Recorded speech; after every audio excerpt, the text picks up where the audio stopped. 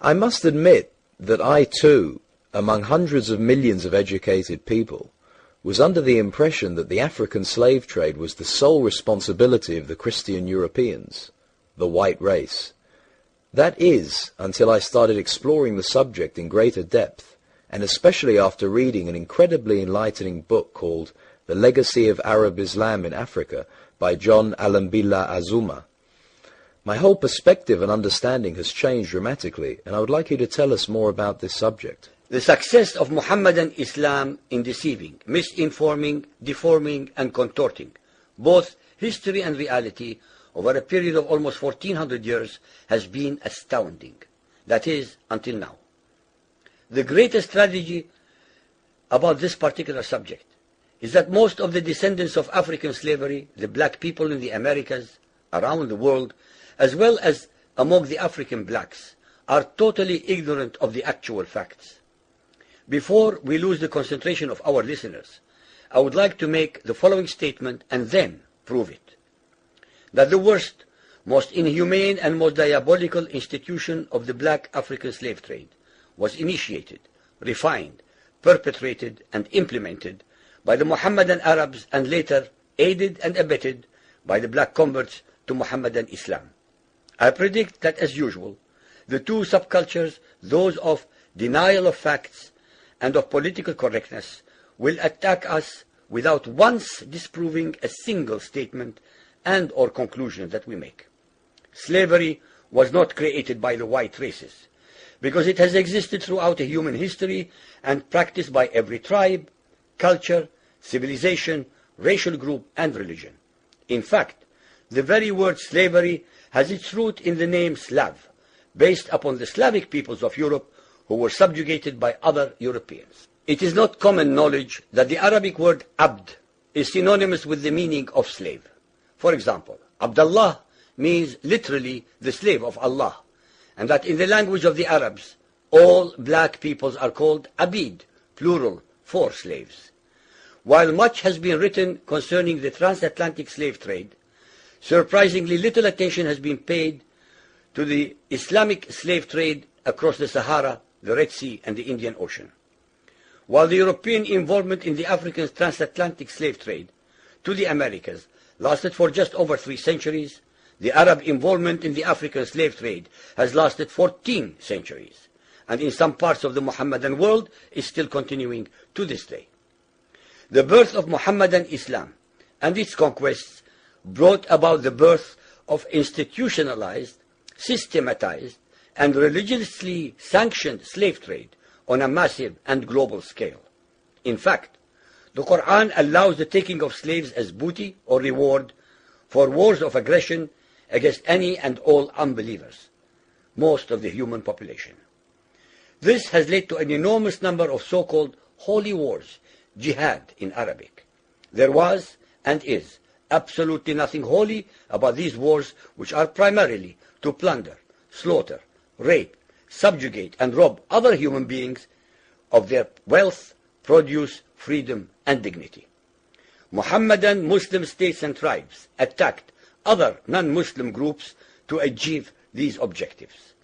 Although Islamic jurisprudence laid down regulations for the treatment of slaves, however, incredible and heinous abuses have occurred throughout the history of Mohammedan Islam. By the Middle Ages, the Arabic word abd was in general used to denote a black slave, while the word mamluk referred to a white slave. Ibn Khaldun, 1332 to 1406, the preeminent Islamic medieval historian and social thinker, wrote, "The Negro nations are, as a rule, submissive to slavery, because they have attributes that are quite similar to dumb animals." It should also be noted that black slaves were castrated based on the assumption that the blacks had an ungovernable sexual appetite. When the Fatimid Caliphate came to power in Egypt, they slaughtered all the tens of thousands of black military slaves and raised an entirely new slave army. Some of these slaves were conscripted into the army at age 10. From Persia to Egypt to Morocco, slave armies from 30,000 to up to 250,000 became commonplace. The Islamic slave trade took place across the Sahara Desert, from the coast of the Red Sea, and from East Africa across the Indian Ocean. The Trans-Sahara trade was conducted along 6 major slave routes. Just in the 19th century, for which we have more accurate records, 1.2 million slaves were brought across the Sahara into the Middle East, as well as a further 450,000 down the Red Sea and 442,000 from the East African coastal ports. That is a total of 2 million black slaves, just in the 1800s. At least 8 million more were calculated to have died before reaching the Muslim slave markets.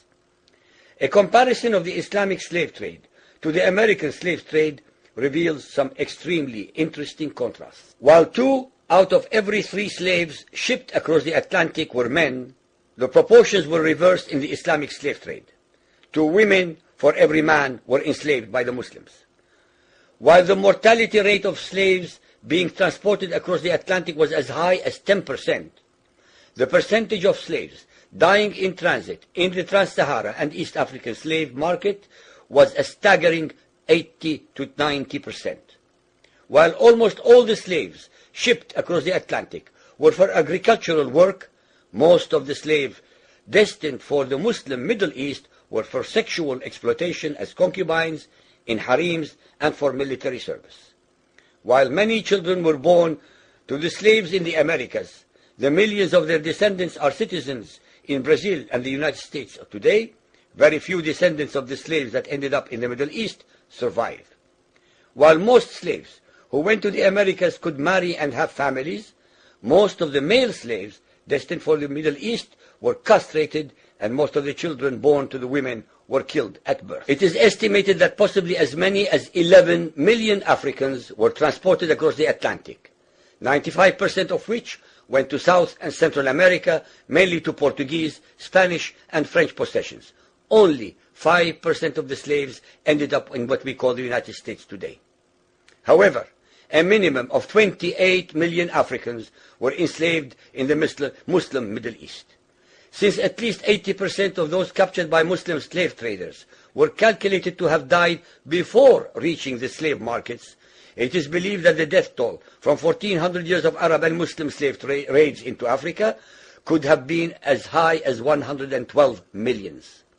When added to the number of those sold in the slave markets, the total number of African victims of the Trans-Saharan and East African slave trade could be significantly higher than 140 million people. What is obscene about this whole subject is the Mohammedan, Muslim, and Arab culture of denial regarding their complicity in the African slave trade, as well as the ignorance of black Muslims about the reality of their past and present conditions. The statistics and reports above are based upon the logbooks kept at the African slave ports, ship logs, travelers' reports, eyewitness accounts, etc. Ladies and gentlemen, the facts and reality of Mohammedan Islam's complicity in the slave trade and their inhuman depravity are infinitely more devastating, more staggering, and more incomprehensible than all the nightmare fictions in the world.